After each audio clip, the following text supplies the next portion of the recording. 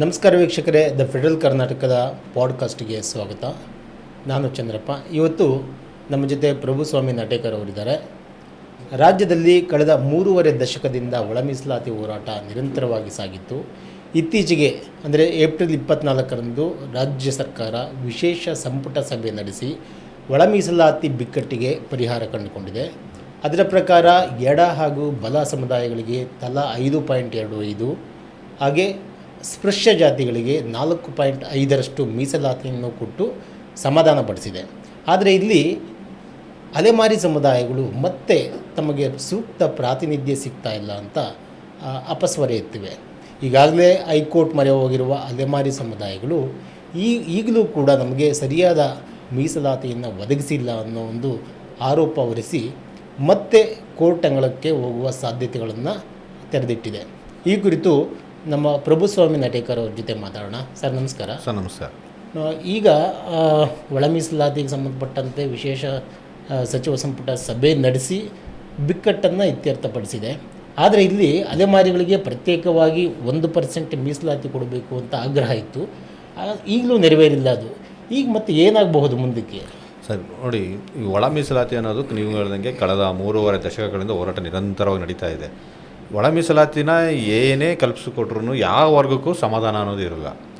So ಪ್ರತಿ ಸರಿ ಏನೇ ಮಾಡಿದ್ರು ಪ್ರತಿ ವರ್ಗದಲ್ಲೂ ಅಸಮಾಧಾನ ಇದ್ದಿರುತ್ತೆ. ಆದರೆ ಸರ್ಕಾರ ಈ ಸರಿ ಏನು ಮಾಡೋಕ್ಕಾಯಿತು, ನಾಗಮೋಹನ್ ದಾಸ್ ಅವರ ರಿಪೋರ್ಟು 1% ಅಲೆಮಾರಿ ಜನಾಂಗ ಕೊಡಬೇಕು ಅಂತ ಇತ್ತು. ಸೊ ಇದನ್ನು ಪರಿಗಣಿಸದೆ ಕಳೆದ ಬಾರಿ 17% ಏನು ಮೀಸಲಾತಿನ ನಿಗದಿ ಮಾಡಿದರು. ಆಗಲೂ ಸಹ ಅವರು ಸ್ಪೃಶ್ಯ ಇದರಲ್ಲೇ ಸೇರಿಸ್ಬಿಟ್ಟಿದ್ರು. ಸೊ ಈಗಲೂ ಸಹ ಏನು ಮಾಡಿದ್ದಾರೆ ಅಂದರೆ ಸ್ಪೃಶ್ಯ ಇದರಲ್ಲೇ ಅವ್ರಿಗೆ ಭಾಗನ ಕೊಟ್ಟಿದ್ದಾರೆ. ಸೊ ಇದು ಅವಾಗಲೂ ಅಷ್ಟೇ ಅಲೆಮಾರಿ ಜನಾಂಗದವ್ರಿಗೇ ನಮಗೇನು ಸಿಕ್ಕಿಲ್ಲ ಅನ್ನೋ ಕಾರಣಕ್ಕೆ ಅವ್ರು ಕೋರ್ಟ್ಗೆ ಹೋಗಿದ್ರು. ಈಗೂ ಸಹ ಅದೇ ಅನ್ಯಾಯ ಆಗಿದೆ. ಅದಕ್ಕೋಸ್ಕರ ಅವರು ಮತ್ತೆ ಧ್ವನಿ ಎತ್ತಿದ್ದಾರೆ, ನಮಗೆ ಇಲ್ಲೂ ಸಹ ಅನ್ಯಾಯ ಆಗಿದೆ, ನಮಗೆ ಕೊಡಲ್ಲ ಅಂದ್ಬಿಟ್ಟು ಅವರು ಕೋರ್ಟ್ಗೆ ಹೋಗೋದಕ್ಕೆ ರೆಡಿಯಾಗಿದೆ. ಈಗ ಸರ್ಕಾರ ಅವ್ರು ಏನಾದ್ರು ಕೋರ್ಟ್ಗೆ ಹೋದರೆ ಏನಾಗುತ್ತೆ, ಮತ್ತೆ ಮೀಸಲಾತಿ ನೆನೆಗುದಿ ಬಿಡುತ್ತೆ. ಉದ್ಯೋಗ ನೇಮಕಾತಿ ಕರೆಯೋದಕ್ಕೆ ಅದು ಸಹ ನೆನೆಗುದಿ ಬಿಡುತ್ತಾ ಹೋಗುತ್ತೆ. ಇಲ್ಲಿ ಅವರ ಆರೋಪ ಏನು ಅಂದರೆ ಸರ್ಕಾರ ತನ್ನ ರಾಜಕೀಯ ಲಾಭಕ್ಕಾಗಿ ತನ್ನ ತನ್ನ ರಾಜಕೀಯ ಲಾಭಕ್ಕಾಗಿ ಯಾವ ವರ್ಗದವರು ಮತ ಬ್ಯಾಂಕ್ ಜಾಸ್ತಿ ಇದೆಯೋ ಆ ವರ್ಗದವ್ರಿಗೆ ಒಳ ಮೀಸಲಾತಿನ ಜಾಸ್ತಿ ಕಲ್ಪಿಸಿದೆ ಅನ್ನೋ ಆರೋಪ. ಆ್ಯಕ್ಚುಲಿ ಏನು ಅಲೆಮಾರಿ ಜನಾಂಗದವರಿದ್ದಾರೆ, ಅವರಿಗೆ ನ್ಯಾಯ ಒದಗಿಸ್ಬೇಕಾಯಿತು.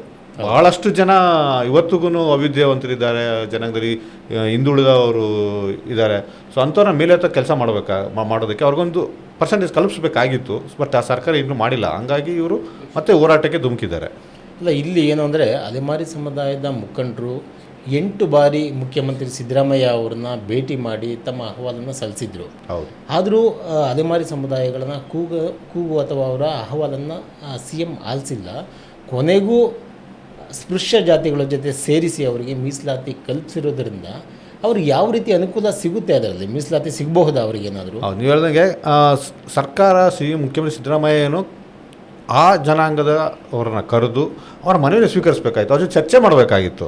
ಸೊ ನಿಮಗೆ ಯಾವ ಥರ ಬೇಕು, ಅನ್ಯಾಯ ಏನು ಎತ್ತ ಅಂತ ಅವ್ರು ಪ್ರತಿ ಸರಿನೂ ಅವ್ರು ಅದನ್ನೇ ಹೇಳ್ತಾ ಇರೋದು. ಇಲ್ಲಿ ರಾಜಕೀಯ ಹಿತಾಸಕ್ತಿನೇ ನಮಗೆ ಯಾರೂ ಇಲ್ಲ, ನಮ್ಗೆ ಧ್ವನಿ ಎತ್ತೋರೆ ಯಾರೂ ಇಲ್ಲ. ನಿಮಗೆ ಒಬ್ಬ ಒಂದು ರಾಜಕೀಯದಲ್ಲಿ ಇದ್ದರೆ ಆ ಪಕ್ಷ ಅಟ್ಲೀಸ್ಟ್ ಆ ಪಕ್ಷದಲ್ಲಿದ್ದ ಒಬ್ಬ ವ್ಯಕ್ತಿಗಳು ಧ್ವನಿ ಎತ್ತುತ್ತಾರೆ. ನೀವು ಎಷ್ಟೇ ಹೋರಾಟ ಮಾಡಿದ್ರೂ ಸಹ, ಏನೇ ಮಾಡಿದ್ರೂ ಸಹ ಕೊನೆಗೆ ರಾಜಕೀಯ ಪ್ರಾತಿನಿಧ್ಯತೆ ಇಲ್ಲ ಅಂದರೆ ಅಲ್ಲಿ ಧ್ವನಿ ಎತ್ತೋರಿಲ್ಲ ಅಂತಲೇ ಅರ್ಥ. ಸೊ ಹಂಗಾಗಿ ಇವರೇನು ಮಾಡ್ತಾರೆ, ನಮ್ಮ ಸಮುದಾಯವನ್ನು ಸರ್ಕಾರ ಕಡೆಗಣಿಸಿದೆ. ಸಿದ್ದರಾಮಯ್ಯ ಆಗಲಿ ಅಥವಾ ಯಾವುದೇ ಸರ್ಕಾರವಾಗಲಿ ನಮ್ಮನ್ನು ಪರಿಗಣನೆ ಮಾಡೋದಿಲ್ಲ, ಕೇವಲ ನಮ್ಮನ್ನು ಮತ ಬ್ಯಾಂಕ ಬಳಸ್ಕೊಳ್ತಾರೆ. ಸೊ ಚುನಾವಣೆ ಬಂದಾಗ ನಮಗೆ ಇಲ್ಲದ ಆಶ್ವಾಸನೆಗಳನ್ನು ಕೊಡ್ತಾರೆ. ಸೊ ಚುನಾವಣೆ ನಂತರ ನಮಗೇನು ಮೂಲ ಸೌಕರ್ಯ ಕಲಿಸ್ಬೇಕಾಯಿತು, ಮತ್ತು ಶಿಕ್ಷಣದಲ್ಲಾಗ್ಬೋದು, ಉದ್ಯೋಗದಲ್ಲಿ ಕೊಡೋಕ್ಕಾಗಿ ಸರಿಯಾಗಿ ಕೊಡ್ತಾ ಇಲ್ಲ ಅನ್ನೋದು ಅವರ ಬಲವಾದ ಕೂಗಾಗಿದೆ. ಅದು ಸುಮಾರು ನಮ್ಮ ನಾಗಮೋಹನ್ ದಾಸ್ ಅವರ ವರದಿ ಪ್ರಕಾರ ನೋಡೋದಾದರೆ ಬೆರಳೆಣಿಕೆ ಅಂದರೆ ಸುಮಾರು ಒಂದು 5ರಿಂದ 10 ಲಕ್ಷದ ಒಳಗಡೆ ಅಲೆಮಾರಿ ಸಮುದಾಯದ ಜನಸಂಖ್ಯೆ ಇದೆ. ಅಂದರೆ ಇಲ್ಲಿ ಅವರಿಗೆ ಶೈಕ್ಷಣಿಕವಾಗಿ ಯಾವುದೇ ಒಂದಷ್ಟು ಮೀಸಲಾತಿಗಳು ಸಿಕ್ಕಿಲ್ಲ, ಮತ್ತು ಅಷ್ಟೊಂದು ಮುಂದುವರೆದಿಲ್ಲ, ಜೊತೆಗೆ ಆರ್ಥಿಕವಾಗಿಯೂ ಸಬಲರಾಗಿಲ್ಲ. ಅವರಿಗೇನು ಅಂದರೆ ಅಲೆಮಾರಿ ಸಮುದಾಯದ ಯಾರೊಬ್ಬರು ಕೂಡ ಈಗ ಬಳ್ಳಾರಿ ಜಿಲ್ಲಾ ಪಂಚಾಯಿತಿಯಲ್ಲಿ ಒಬ್ಬರನ್ನೇನಾದರೂ ಹೊರತುಪಡಿಸಿದ್ರೆ ಬೇರೆ ಯಾರೂ ಕೂಡ ರಾಜಕೀಯವಾಗಿ ಪ್ರಬಲರಾಗಿರೋಂಥ ವ್ಯಕ್ತಿಗಳು ಯಾರೂ ಇಲ್ಲ. ಇದೇ ಒಂದು ಅವಕಾಶ ಮತ್ತು ಅವರ ಮತ ಬ್ಯಾಂಕನ್ನು ಗಮನಿಸಿನೇ ಸರ್ಕಾರ ಈ ರೀತಿ ಕ್ರಮ ಕೈಗೊಳ್ತಾ ಇದೆ. ಯಾಕೆಂದರೆ ಪದೇ ಪದೇ ಇವರೆಷ್ಟೇ ಒಂದು ಅಹವಾಲು ಸಲ್ಲಿಸಿದ್ರು, ಕೋರ್ಟ್ಗೆ ಹೋದರೂ ಕೂಡ ನಿಮ್ಮ ಅಂದರೆ ನಿಮ್ಮ ಕೂಗಿಗೆ ಯಾವುದೇ ಬೆಲೆ ಇಲ್ಲ ಅನ್ನೋ ಲೆಕ್ಕದಲ್ಲಿ ಸರ್ಕಾರ ಅವ್ರನ್ನ ಟ್ರೀಟ್ ಮಾಡ್ತಿದೆ ಅನ್ನಿಸ್ತಾ ಇದೆ ಅಲ್ವಾ? ಹೌದು, ಸರ್ಕಾರ ಪ್ರತಿ ಸರಿನೂ ಅದೇ ಅವರ ನಡೆನ, ಯಾಕಂದರೆ ಆ ಸಮುದಾಯದ ಪ್ರಾತಿನಿಧ್ಯತೆ ಇಲ್ಲ ಅಂದಾಗ ಏನಾಗುತ್ತೆ, ನೀವು ಸಹಜವಾಗಿ ಇದನ್ನು ನಾವು ಯಾರೂ ಸಹ ಕೇಳಿದ್ರಂಗಾಗುತ್ತೆ. ಸರ್ಕಾರ ಈಗಲಾದರೂ ಎಚ್ಚೆತ್ತುಕೊಂಡು ಅಟ್ಲೀಸ್ಟು ಅವರಿಗೆ ಏನು ಕಲಿಸ್ಬೇಕೋ ಅದನ್ನು ಅನೌನ್ಸ್ ಮಾಡಿದ್ರೆ ಅದು ಏನಾದ್ರು ನೇಮಕಾತಿಗಳಿಗೆ ಮುಂದಿನ ಪ್ರಕ್ರಿಯೆಗಳಿಗೆ ಸುಲಭವಾದೇ ಆಗುತ್ತೆ. ಇಲ್ಲಿ ಅವ್ರು ಮತ್ತೆ ಕೋರ್ಟ್ಗೆ ಹೋಗ್ತಾರೆ. ಸೊ ಕೋರ್ಟ್ಗೆ ಹೋದಾಗ ಏನಾಗುತ್ತೆ, ಮತ್ತೆ ವಿಚಾರಣೆ, ಅಕಸ್ಮಾತ್ ಏನಾದರೂ ಒಂದು ವೇಳೆ ನ್ಯಾಯಾಲಯ ಮತ್ತೆ ತಡೆ ತಂದರೆ ನೀವು ಸಹಜವಾಗಿ ಮತ್ತೆ ಉದ್ಯೋಗ ಸಮಸ್ಯೆಗಳು ಹೋಗುತ್ತೆ, ಯಾವುದೇ ಭರ್ತಿಗಳು ಆಗೋದಿಲ್ಲ. ಅದೇ ಮತ್ತು ಇದು ಮತ್ತೆ ಕಂಟಿನ್ಯೂ ಆಗ್ತಾ ಹೋಗುತ್ತೆ. ಅಂದರೆ ಒಳ ಮೀಸಲಾತಿಯನ್ನು ಕಗ್ಗಂಟು ಅದಕ್ಕೆ ಈ ಸಮಸ್ಯೆ ಬಗೆಹರಿದು ಮುಂದುವರಿತಾನೆ ಹೋಗುತ್ತೆ. ಈಗ ಅಲೆಮಾರಿ ಸಮುದಾಯಗಳು ಇವತ್ತು ಕೂಡ ಬೆಂಗಳೂರಲ್ಲಿ ಒಂದು ಸಭೆ ಮಾಡಿದ್ದಾರೆ. ಸಭೆ ಮಾಡಿ ಮುಂದಿನ ಹೋರಾಟಗಳ ಬಗ್ಗೆ ಯಾವ ರೀತಿ ನಾವು ಹೋಗಬೇಕು ಅನ್ನೋದ್ರ ಬಗ್ಗೆ ಚರ್ಚೆ ಮಾಡಿದ್ದಾರೆ. ಒಂದು ವಿಚಾರ ಅಲ್ಲಿ ತಿಳಿದಿದ್ದೇನು ಅಂತಂದರೆ, ಈಗ ಕಳೆದ ಬಾರಿ ಹೈಕೋರ್ಟ್ಗೆ ಏನು ಒಂದು ಅಫಿಡವಿಟ್ನ ಅಂದರೆ ಒಂದು ಅರ್ಜಿನ ಸಲ್ಲಿಸಿದ್ರು, ಶೇಕಡ 17 ಮೀಸಲಾತಿ ಆಧಾರದ ಮೇಲೆ ಸಲ್ಲಿಸಿದ್ರು. ಈಗ ಮರು ಅರ್ಜಿ ಅಂದರೆ ಈಗ ಸರ್ಕಾರ 15% ಆಧಾರದ ಮೇಲೆ ಒಳ ಮೀಸಲಾತಿ ಕೊಟ್ಟಿರೋದ್ರಿಂದ ಹೊಸದಾಗಿ ಅರ್ಜಿ ಸಲ್ಲಿಸಬೇಕಾ ಅಥವಾ ಈಗಾಗಲೇ ಸಲ್ಲಿಸಿರೋ ಅರ್ಜಿಗೆ ಒಂಥರ ಮತ್ತೊಂದು ಅಫಿಡವಿಟ್ ಥರ ಹೆಚ್ಚುವರಿ ಅರ್ಜಿ ಸಲ್ಲಿಸಬೇಕು ಅನ್ನೋದ್ರ ಬಗ್ಗೆ ಚರ್ಚೆ ಆಗಿದೆ. ಒಟ್ಟಿನಲ್ಲಿ ಏನು ಅಂತಂದರೆ, ಈಗ ದೆಹಲಿವರೆಗೂ ಹೋದರು ಅಲೆಮಾರಿಗಳು, ಅಲ್ಲೆಲ್ಲ ಪ್ರೊಟೆಸ್ಟ್ ಮಾಡಿದ್ರು, ನಮಗೆ ಮೀಸಲಾತಿಯಲ್ಲಿ 1% ಕೊಡಿ, ನಮಗೊಂದು ಪ್ರಾತಿನಿಧ್ಯ ಕೊಡಿ ಅಂತೆಲ್ಲ ಕೇಳಿದರು. ಇದು ಯಾವುದೂ ವರ್ಕೌಟ್ ಆಗಲಿಲ್ಲ. ಕನಿಷ್ಠ ನ್ಯಾಯಾಲಯಗಳಲ್ಲಾದರೂ ಅವರಿಗೆ ನ್ಯಾಯ ಸಿಗಬಹುದಾ? ಅದು ಕಾದು ನೋಡಬೇಕು. ಯಾವುದೇ ರೀತಿಯಾದ ಈ ವಾದ ಮಂಡನೆ ಮಾಡ್ತಾರೆ ಅನ್ನೋದ್ರ ಮೇಲೆ ನ್ಯಾಯಾಲಯದಲ್ಲಿ ಯಾವ ಥರ ನ್ಯಾಯ ಸಿಗುತ್ತೋ ಇಲ್ವೋ ಅಂತ ಗೊತ್ತಾಗುತ್ತೆ. ಸಹಜವಾಗಿ ಅಲೆಮಾರಿಗೆ ಏನಿದೆ ಪ್ರಾತಿನಿಧ್ಯ ಕೊಡಬೇಕು. ಅದು ಯಾಕಂದ್ರೆ ಅಲೆಮಾರಿ ಜನಾಂಗದ್ದು ಸಹ ಭಾಳಷ್ಟು ಹಿಂದುಳಿದಂತೆ ಎಲ್ಲರಿಗೂ ಸಹಜವಾಗಿ ಗೊತ್ತಿರೋದೆ. ನೀವು ಅಟ್ಲೀಸ್ಟ್ ಅವ್ರಿಗೊಂದು % ಆದರೂ ಕೊಟ್ಟರೆ, ನೀವು ನಾಗಮೋಹನ್ ದಾಸಲ್ಲಿ ಅನುಕೂಲ ಇದು, ಅವರು ವರದಿಯಲ್ಲಿ ಮೀಸಲಾತಿ ಕೊಟ್ಟಿದ್ದರು ಅವರು. ಸೊ ಇವರು ಅದನ್ನು ಯಾಕೆ ತೊಗೊಳ್ಳಿಲ್ಲ? ಈಗ ನೋಡಿ, ಈಗ ಏನು ಸರ್ಕಾರ ಹೊಸದಾಗಿ ನಿಗದಿ ಮಾಡಿದ್ದೇವೆ ಮೀಸಲಾತಿನ, ಅದು ತರಾತುರಿಯಲ್ಲಿ ತೊಗೊಂಡಿದೆಯಾ ಅಂತ ಅಲೆಮಾರಿ ಜನಾಂಗದ ಆರೋಪ. ಯಾಕಂದರೆ ಈ ಮುಖ್ಯ ಕಾರ್ಯದರ್ಶಿ ಆ ನೇತೃತ್ವದಲ್ಲಿ ಕೇವಲ 4-5 ದಿವಸದಲ್ಲೇ ಒಂದು ರಿಪೋರ್ಟ್ ತರಿಸ್ಕೊಂಡು ಆ ರಿಪೋರ್ಟ್ ಆಧಾರದ ಮೇಲೇ ಇವರು ಮೀಸಲಾತಿನ ನಿಗದಿ ಮಾಡಿದ್ದಾರೆ. ಸೊ ಯಾವ ಬೇಸ್ ಮೇಲೆ ಮಾಡಿದ್ರು? ನಿಮಗೊಂದು ಆಧಾರ ಬೇಕಲ್ವಾ? ಆಯಿತು, ನಾವು ಈ ಆಧಾರದ ಮೇಲೆ ನಾವು ನೀವು ಮೀಸಲಾತಿ ನಿಗದಿ ಮಾಡಿದ್ದೀವಿ ಅಂತ ಸರ್ಕಾರದಲ್ಲೂ ಉತ್ತರ ಇಲ್ಲ. ಅದು ನೀವು ಸರ್ಕಾರ ಸ್ಪಷ್ಟನೆ ಕೊಡಬೇಕು. ನಾಗಮೋಹನ್ ದಾಸನು ನೀವು ಪರಿಗಣನೆ ತಗೊಳ್ಳಿಲ್ಲ. ಈ ಕೇವಲ 4 ದಿವಸದಲ್ಲೇ ನೀವು ಏನು ಮೀಸಲಾತಿನ ನಿಗದಿ ಮಾಡಿದ್ದೀರಿ, ಯಾವ ಆಧಾರ ಅದಕ್ಕೆ? 4 ದಿವಸದಲ್ಲೇ ಅಧ್ಯಯನ ಮಾಡಿಬಿಡ್ತೀರಾ ಅಂತ ನಾವು ಹೇಳ್ದಂಗೆ ಸುಪ್ರೀಂ ಕೋರ್ಟ್ ಸ್ಪಷ್ಟವಾಗಿ ಅಂದರೆ ಒಳ ಮೀಸಲಾತಿಗೆ ಸಂಬಂಧಪಟ್ಟಂಥ ಅರ್ಜಿ ವಿಲೇವಾರಿ ಸಂದರ್ಭದಲ್ಲಿ ಹೇಳಿತು. ಏನು ಅಂದರೆ, ನೀವು ಪರಿಶಿಷ್ಟ ಜಾತಿಯ ಒಳಪಂಗಡಗಳ ವೈಜ್ಞಾನಿಕ ದತ್ತಾಂಶವನ್ನು ಪರಿಗಣಿಸಿ ಒಳ ಮೀಸಲಾತಿನ ಕೊಡಬೇಕು ಅಂತ ಹೇಳಿದ್ರು. ಅಂದರೆ ಎಂಪ್ಯಾರಿಕಲ್ ಡಾಟಾನ ನೀವು ತಗೊಳ್ಳೇಬೇಕು ಅಂದಿತ್ತು. ಇಲ್ಲಿ ನಾಗಮೋಹನ್ ದಾಸ್ ವರದಿಯಲ್ಲಿ ಎಂಪ್ಯಾರಿಕಲ್ ಡಾಟಾ ಕೊಟ್ಟಿದ್ದರು, ಸದಾಶಿವ ಆಯೋಗದಲ್ಲೂ ಇತ್ತು. ಅದನ್ನ ಸ್ವಲ್ಪ ಅಂದರೆ ಹಳೇದಾಗಿದ್ದ ಕಾರಣಕ್ಕೆ ನಾಗಮೋಹನ್ ದಾಸ್ ವರದಿಯಲ್ಲಿ ನಿಖರವಾಗಿ ಕೊಟ್ಟಿತ್ತು ಅಂತ ಆಯೋಗದವರೇ ಹೇಳ್ತಾರೆ.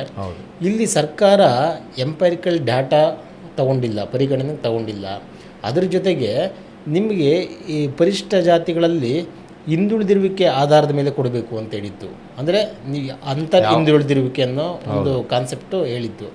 ಅದನ್ನು ನೀವು ಪರಿಗಣನೆಗೆ ತಗೊಂಡಿಲ್ಲ.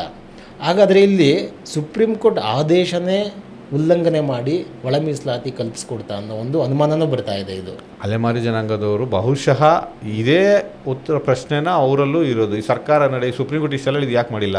ನಾಗಮೋಹನ್ ದಾಸ್ ವರದಿನ ಇವರು ಯಾಕೆ ಗಂಭೀರ ಪರಿಗಣಿಸಿಲ್ಲ? ನಾಗಮೋಹನ್ ದಾಸ್ ವರದಿಯಲ್ಲೇ ಪ್ರತ್ಯೇಕವಾಗಿ ಮೀಸಲಾತಿ ಕಲ್ಪಿಸಿದ್ರೂ ಸರ್ಕಾರ ಯಾಕೆ ಅದನ್ನು ಪರಿಗಣನೆ ಮಾಡಿಲ್ಲ?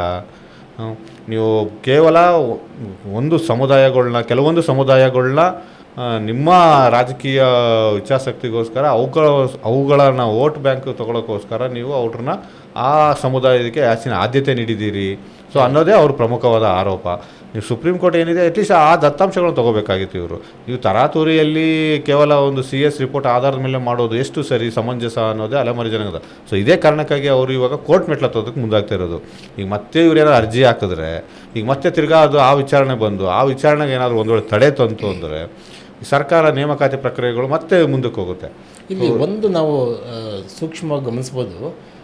ಸಚಿವ ಸಂಪುಟದ ಸಭೆಯ ನಿರ್ಣಯ ಆದಮೇಲೆ ಮುಖ್ಯಮಂತ್ರಿಗಳು ಪತ್ರಿಕಾಗೋಷ್ಠಿ ಕರೆದು ಹೇಳ್ತಾಯಿದ್ರು. ಅಂದರೆ ಪತ್ರಕರ್ತರು ಆ ಪ್ರಶ್ನೆ ಎತ್ತಿದಾಗ, ಅಂದರೆ ಅಲೆಮಾರಿಗಳಿಗೆ ಯಾವ ರೀತಿ ಮೀಸಲಾತಿ ಕಲ್ಪಿಸಿದ್ದೀರಾ ಅಂತ ಕೇಳಿದಾಗ, ಅಲೆಮಾರಿಗಳಿಗೆ ಸ್ಪೃಶ್ಯ ಜಾತಿಗಳಲ್ಲೇ ಸೇರಿಸಿದ್ದೀವಿ ಅವರನ್ನು. ಅಲ್ಲೇನು ಅಂದರೆ 20%, ಅಂದರೆ ಉದ್ಯೋಗದಲ್ಲಿ 20% ಮೀಸಲಾತಿ ಕೊಡ್ತೀವಿ ಅಂತ ಹೇಳಿದರು. ಒಂದು ಇಲ್ಲಿ ನಾಗಮೋಹನ್ ದಾಸ್ ಅವರ ವರದಿ ಪ್ರಕಾರ ನೋಡಬೇಕಾದ್ರೆ ಅಲೆಮಾರಿಗಳಲ್ಲಿ ಶೈಕ್ಷಣಿಕ ಮಟ್ಟ ತೀರಾ ಕಡಿಮೆ ಇದೆ. ಯಾರೂ ತೀರಾ ಪದವೀಧರರು, ಉನ್ನತ ಶಿಕ್ಷಣ ಪಡೆದವರು ಇಲ್ಲ. ನೀವು 20%ಅಲ್ಲಿ ಅಂದರೆ ರಿಸರ್ವ್ ಮಾಡ್ತಾಯಿದ್ರೆ ಉದ್ಯೋಗಗಳು, ಅಂದರೆ ಒಂದು ಕನಿಷ್ಠ 5 ಹುದ್ದೆಗೆ 1 ಹುದ್ದೆ ಅಲೆಮಾರಿಗಳು ಸೇರಬೇಕು ಅಂತ ಹೇಳ್ತೀರಾ. ನೀವು ಎಜುಕೇಷನ್ನಲ್ಲಿ ಯಾವುದೇ ರೀತಿಯ ಸ್ಥಾನಮಾನಗಳು ಕೊಟ್ಟಿಲ್ಲ. ನಿಮಗೆ ಉನ್ನತ ಶಿಕ್ಷಣ ಪಡೆದೇ ಇರೋರು ಜಾಸ್ತಿ ಸಂಖ್ಯೆಯಲ್ಲಿ ಅಲ್ಲಿರಬೇಕಾದ್ರೆ, ಅನಕ್ಷರಸ್ಥರು ತುಂಬ ಇರಬೇಕಾದ್ರೆ ಉದ್ಯೋಗದಲ್ಲೂ ಏನೂ ಸಿಗೋದಿಲ್ಲ. ಈ ಏನಾದರೂ ಒಂದು ಯೋಜನೆ ಹಾಕ್ಕೊಂಡು ಸರ್ಕಾರ ನಾವು ಉದ್ಯೋಗದಲ್ಲಿ 20% ಅವರಿಗೆ ಮೀಸಲಾತಿ ಕೊಡ್ತೀವಿ ಅಂತ ಹೇಳಿದ್ರಾ? ಸರ್ಕಾರ ಸದ್ಯಕ್ಕೆ ಅಧಿಕೃತವಾಗಿ ಎಲ್ಲಿ ಘೋಷಣೆ ಮಾಡಿದ್ದಾರೆ ಅದ್ರ ಬಗ್ಗೆ? ಅಲ್ಲ, ಮುಖ್ಯಮಂತ್ರಿಗಳು ಅದನ್ನು ನೇರವಾಗಿ ಹೇಳಿದ್ದಕ್ಕೆ ಪತ್ರಿಕಾಗೋಷ್ಠಿಯಲ್ಲಿ, ಈಗ ಯಾಕೆಂದರೆ ಅದು ಬಂದೇ ಬರುತ್ತೆ, ಸಹಜವಾಗಿ ಅನುಮಾನ ಬರುತ್ತದು. ಅದು ಹೇಳಿಕೆ ಆಯಿತು, ಹೋಗಿ ಸಮಾಧಾನ ಮಾಡೋದಕ್ಕೆ ನಾವು ಹೇಳಿಕೆ ಕೊಟ್ಟಿದ್ದೀವಿ, ಅದು ಅನುಷ್ಠಾನಕ್ಕೆ ಬರಬೇಕಲ್ಲ. ನಿಮ್ಗೆ ಯಾವತ್ತೂ ಅವ್ರ ಮೀಸಲಾತಿನ ಅವ್ರು ಶೈಕ್ಷಣಿಕವಾಗಿ ಮುಂದುವರಿಸಬೇಕು ಅನ್ನೋಗಿದೆ. ನಾನು ನಿಮಗೆ 20% ನಾವು ಮೀಸಲಾತಿ ಇದ್ರ ಕೊಡ್ತೀವಿ ಅನ್ನೋದಾದರೆ ಅದು ಅಫಿಷಿಯಲ್ ಆಗಿ ಅಧಿಕೃತವಾಗಿ ಸರ್ಕಾರದಿಂದ ಆದೇಶನ ಹೊರಡಬೇಕು. ನೀವು ಬಾಯಿ ಮಾತಲ್ಲಿ ಹೇಳಿದ ತಕ್ಷಣ ಅದು ಯಾವುದು ನಿಮಗೆ ಅನುಷ್ಠಾನ ಆಗೋದಿಲ್ಲ. ಸರ್ಕಾರ ನಂಬೋದೇ ಕಷ್ಟ ಆಗಿದೆ. ಒಂದು ಮಾತಲ್ಲಿ ಹೇಳೋದೇ ಒಂದು, ಮತ್ತು ಕೃತಿಲಿ ಹೇಳೋದು ಒಂದು ಆಗುತ್ತೆ. ನಿಮ್ಗೆ ಅವಾಗೇನಾದ್ರೆ ಅಲೆಮಾರಿ ಜನಾಂಗನ ನೀವು ನಿರ್ಲಕ್ಷ್ಯ ಮಾಡ್ದಂಗೆ ಅರ್ಥ ಆಗುತ್ತೆ ನೀವು. ಸೊ ಆ ಸಮುದಾಯ ನೀವು ನಿಜವಾಗ್ಲೂ ಕನ್ಸರ್ನ್ ಇದ್ದರೆ, ಆ ಸಮುದಾಯಕ್ಕೆ ನೀವು ಒಂದು ಏನಾದರೂ ಮೇಲೆತ್ತಬೇಕು, ಅವ್ರಿಗೊಂದು ನ್ಯಾಯ ಒದಗಿಸ್ಬೇಕು ಅನ್ನೋಗಿದ್ರೆ ಸಪ್ರೇಟಾಗಿ ಒಂದು ಪ್ರತ್ಯೇಕವಾಗಿ ಒಂದು ಮೀಸಲಾತಿನ ಕಲ್ಪಿಸಿದ್ರೆ ಭಾಳ ಅನುಕೂಲ ಆಗುತ್ತೆ. ಮತ್ತು ಇಲ್ಲಿ ನೋಡಿ, ಬಲ ಆಗಲಿ ಎಡ ಆಗಲಿ ಸ್ಪೃಶ್ಯರಲ್ಲಿ ಯಾರೂ ಧ್ವನಿ ಎತ್ತಾ ಇಲ್ಲ.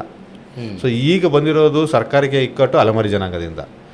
ಸಹಜವಾಗಿ ಇವ್ರಿಗೆ 1% ಏನೋ ಮೀಸಲಾಗಿಟ್ಟಿದ್ರೆ ಸೊ ಅವ್ರನ್ನೂ ಸಮಾಧಾನ ಮಾಡ್ಬೋದಾಗಿತ್ತು. ಅವ್ರನ್ನ ಸಮಾಧಾನ ಮಾಡಿ ನೆಕ್ಸ್ಟ್ ಪ್ರೊಸೆಸ್ ಏನಿದೆ, ಸೊ ಪೆಂಡಿಂಗ್ ಏನೋ 50,000 ಜಾಬ್ಗೆ ಕಾಲ್ ಮಾಡಬೇಕು ಅನ್ನೋದು ಪ್ರೊಸೆಸ್ ಈಸಿಯಾಗಿ ಮುಗಿಸ್ಕೊಂಡು ಹೋಗೋದು. ಈಗ ಸರ್ಕಾರಕ್ಕೆ ಇಕ್ಕಟ್ಟು ಅಂತ ಮುಜುಗರ ಮಾಡ್ದಂಗೆ ಇದು. ಸರ್ಕಾರ ತನ್ನ ತೀರ್ಮಾನನ ತನಗೇ ತೀರ್ಮಾನ ಆಗ್ಬಿಟ್ಟಿದೆ ಇವಾಗ. ಬಟ್ ಎಲ್ಲ ತೀರ್ಮಾನಗಳಿಂದ ಅಂದರೆ ವೈಯಕ್ತಿಕವಾಗಿ ತೀರ್ಮಾನ ಮಾಡ್ದಂಗೆ ಇದೆ. ಒಂದು ರಾಜಕೀಯ ಲಾಭಕ್ಕೋಸ್ಕರ ನೋಡ್ತಾ ಇದೆ, ಮತ್ತು ಅಂದರೆ ಮೇಲ್ವರ್ಗದ ನಾಯಕರನ್ನು ಸಮಾಧಾನಪಡಿಸೋದಕ್ಕೆ ಏನಾದರೂ ಈ ರೀತಿ ತೀರ್ಮಾನಗಳು ಮತ್ತು ಗೊಂದಲಗಳನ್ನ ಸೃಷ್ಟಿ ಮಾಡ್ತಾ ಇದೆ ಅನಿಸುತ್ತೆ. ಅದು ಒಳ ಮೀಸಲಾತಿ ಬಗ್ಗೆ ತೀರ್ಮಾನ ತಗೊಳ್ಳೋಕ್ಕೂ ಮುಂಚೆ ಮುಖ್ಯಮಂತ್ರಿ ಸಿದ್ದರಾಮಯ್ಯ ಅವರು ಎಡ ಮತ್ತು ಬಲ ನಾಯಕರ ಜೊತೆ ಮಾತುಕತೆ ಮಾಡ್ತಾರೆ ಹೊರತು ಅಲೆಮಾರಿ ಜನಾಂಗದ ಬಗ್ಗೆ ಇವರು ಮಾತಾಡೋಕ್ಕೆ ಹೋಗೋದಿಲ್ಲ. ಇವ್ರಿಗೆ ಬೇಕಾಗಿರೋದೇನು, ಸಮಾಧಾನ ಪಡಿಸ್ಬೇಕಾಗಿರೋದು ಎಡ ಮತ್ತು ಬಲ ಸಮುದಾಯದವ್ರನ್ನ ಮಾತ್ರ ಸಮಾಧಾನ ಪಡಿಸ್ಬೇಕು. ಇವಾಗ ಒಂದು ವೇಳೆ ಏನಾದರೂ ಸ್ಪೃಶ್ಯ ಜನಾಂಗದವರು ಇದ್ದರೆ ಮತ್ತು ಅಲ್ಲೂ ಸಹ ಅವರು ಜನಾಂಗದವರು ಸಮಾಧಾನ ಮಾಡಿಸ್ಬೇಕಾಗುತ್ತೆ. ಸೊ ಈಗ ಈ 3 ವರ್ಗದವ್ರು ಧ್ವನಿ ಎತ್ತುತ್ತಾ ಇಲ್ಲ. ಸದ್ಯಕ್ಕೆ ಅವರು ಸಮಾಧಾನ ಆಗಿದ್ದಾರೆ, ಓಕೆ ಇದಾಗಲಿ ಅಂತ. ಈಗ ಧ್ವನಿ ಆಗಿರೋದು ಅಲೆಮಾರಿ ಜನಾಂಗದವರು ಮಾತ್ರನೇ. ಈಗ ಇವರ ಅಟ್ಲೀಸ್ಟ್ ಮೊದಲೇ ಮಾತಾಡಿ ಚರ್ಚೆ ಮಾಡಿ ಇಲ್ಲ ನಿಮಗೂ ಒಂದಿಷ್ಟು ಕಲ್ಪಿಸೋದು ಒಂದು ಭರವಸೆ ಕೊಟ್ಟಿದ್ರೆ ಸರ್ಕಾರಕ್ಕೆ ಇವತ್ತು ಈ ಸಮಸ್ಯೆ ತಲೆದೋರ್ತಾ ಇರಲಿಲ್ಲ. ಸೊ ಈಗ ಮತ್ತೊಂದು ಹೋರಾಟ ಸಜ್ಜಾಗಿರೋದ್ರಿಂದ ಸರ್ಕಾರದ ನಡೆ ಏನಾಗ್ಬೋದು ಅನ್ನೋದೇ ನಮಗೆಲ್ಲ ಕುತೂಹಲ ಇವಾಗ. ಒಟ್ಟಿನಲ್ಲಿ ಈ 3 ಪ್ರವರ್ಗಗಳ ಮಧ್ಯೆ ಸಿಲುಕಿರೋದು ಅಲೆಮಾರಿಗಳು. ಹೌದು, ಅವರು ಕೂಡ ಸಾಕಷ್ಟು ಬವಣೆ ಅನುಭವಿಸ್ತಾ ಇದ್ದಾರೆ.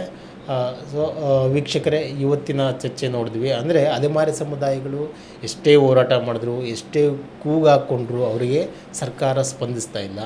ಈಗ ಅಲೆಮಾರಿ ಸಮುದಾಯಗಳೇನು ಅಂದರೆ ನ್ಯಾಯಾಲಯದ ಮೊರೆ ಹೋಗಿದ್ದಾರೆ. ಅಲ್ಲೂ ಹೈಕೋರ್ಟ್ನಲ್ಲೂ ಬಗೆಹರಿದಿಲ್ಲ ಅಂದರೆ ಸುಪ್ರೀಂ ಕೋರ್ಟ್ ಕದ ತಟ್ಟೋದಾಗಿ ಒಂದಷ್ಟು ನಾಯಕರು ಹೇಳಿದ್ದಾರೆ. ಹಾಗಾಗಿ ಮುಂದಿನ ಹಂತಗಳಲ್ಲಿ ಒಳ ಮೀಸಲಾತಿಯ ಸಮಸ್ಯೆ ಯಾವ ಮಟ್ಟಕ್ಕೆ ಹೋಗ್ಬೋದು, ಯಾವ ರೀತಿ ಬಿಕ್ಕಟ್ಟುಗಳನ್ನು ಸೃಷ್ಟಿ ಮಾಡ್ಬೋದು ಅನ್ನೋದೇ ಒಂದು ದೊಡ್ಡ ಕುತೂಹಲ. ಇನ್ನಷ್ಟು ವಿಷಯಗಳ ಬಗ್ಗೆ ಮುಂದಿನ ಪಾಡ್ಕಾಸ್ಟ್ನಲ್ಲಿ ಚರ್ಚೆ ಮಾಡೋಣ. ನಮಸ್ಕಾರ.